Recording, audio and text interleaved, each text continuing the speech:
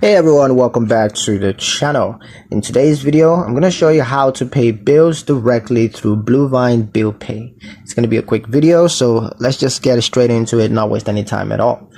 The first step is to log into your Bluevine dashboard on the website or mobile app.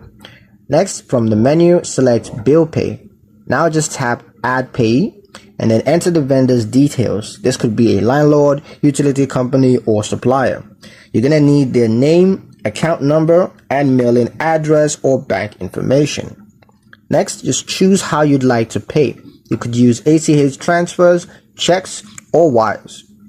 Next, enter the bill amounts and due dates. If you want the payment sent immediately, you can just select Pay Now. Next is to review the details carefully and then tap Submit once everything is confirmed to be accurate.